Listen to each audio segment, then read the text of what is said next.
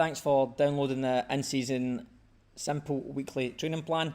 If you haven't already downloaded this, you can do it by going on footballfitness.com.au and just stick your email in and you'll be sent it instantly via email.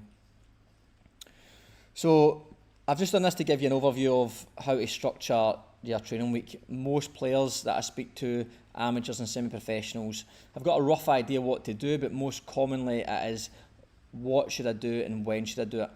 So to give you a rough guide, again, it's only a rough guide because there's so many variables. You're all at different ages, playing levels. Some want to drop a bit of body fat, some want to add a little bit of lean muscle, some just want to play for performance, some take it more seriously than others. So I'm just going to give you a template and you can adjust it as you see fit. And of course there's more stuff on the Football Fitness website to dive a little bit deeper. And then of course we've got the 45 for 90 programme, which pretty much does all this for you. So let's just start from the game day, which would be a Saturday.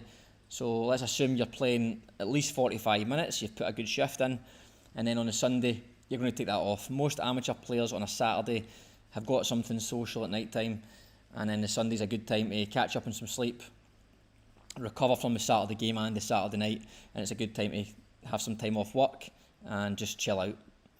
On the Monday, again, on the pitch, most amateur teams do not train on this day.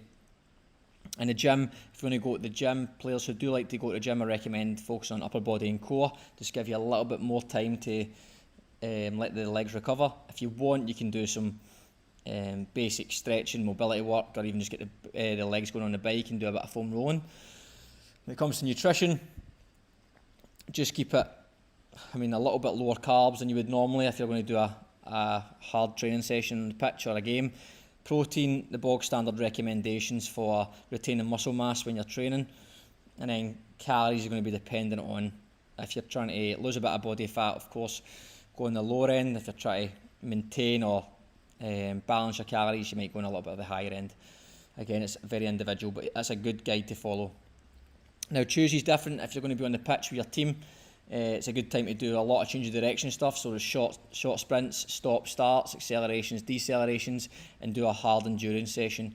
Because this is mainly because it's the furthest time away from the game before and after. So you've got time to recover for the next game, and you've recovered before the last game. The accelerations and the decelerations are what cause a lot of soreness, and of course the endurance session being hard is a good chance to top up your conditioning levels and make sure you're staying fit.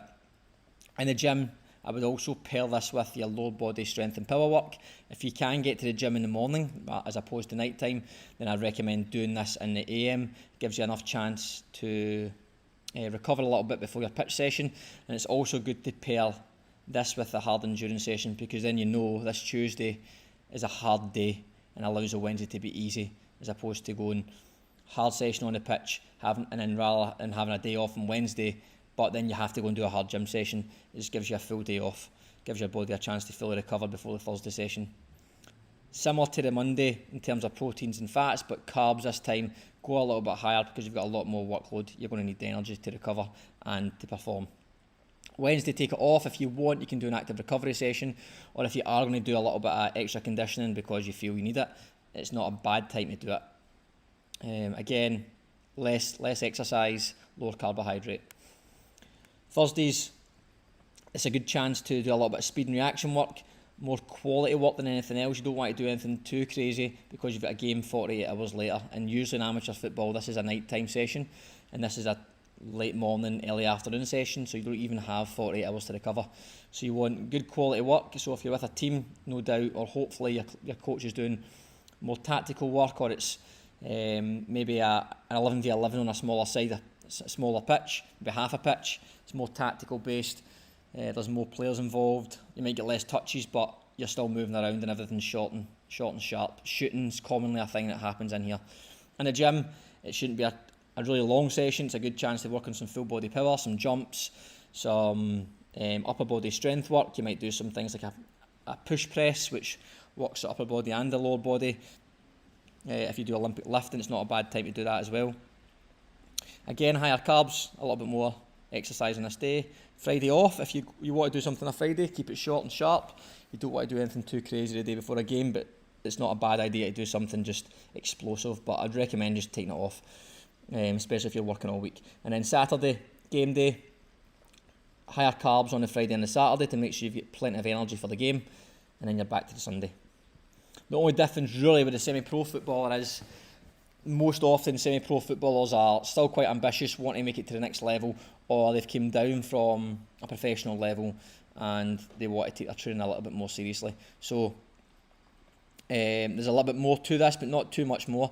The main difference has been after the game, still a recovery on the Sunday. On the Monday, substitutes or people who didn't get a lot of time might use this day to do some extra top-up fitness, some aerobic work, some speed work, whatever they want to do. Nothing crazy, but enough to get their high speed running up, their meters up, and also some total distance and speed up. Starters will usually do a light session, active recovery with a club. Again, nothing usually too crazy, maybe a bit of tactical work, but mostly it's just active recovery as a squad. Again, the gym, upper body and core, same idea with nutrition. Obviously, if you're a sub, you might have to up those carbs a little bit. Tuesday's exact same recommendations. On a Wednesday, rather than take it completely off, what I would recommend is any sort of individual skill work you want to do, low intensity stuff. Just heart rate might go up a little bit, but nothing crazy. It's just continuous, maybe some passing work, some crossing or whatever you have to work on, but keeping it low intensity. Even a light jog is not a bad idea, or jumping on a bike and just keeping the heart rate going. But it's a good time to do something low intensity, good quality. Thursday's the same as the amateur. Friday again, similar to Wednesday, just short and sharp, good quality, bit of individual skill work. Maybe you do a little bit of passing, dribbling and shooting, etc. Same as Wednesday, and maybe a little bit of a shorter session. And then Saturday's your game. So there's not too much massive differences between the both, but as I said, just adding in some individual skill work and a top up on the Monday. There's no reason why an amateur player can't do this one. The biggest thing I'm considering is the mentality of amateur football players and the training schedules. So hopefully that's helpful. And if you have any questions, don't hesitate to get in touch with me at that Football Fitness Guy on Instagram, or you can go on the footballfitness.com.au website and check out the blogs where there's more information to help you out.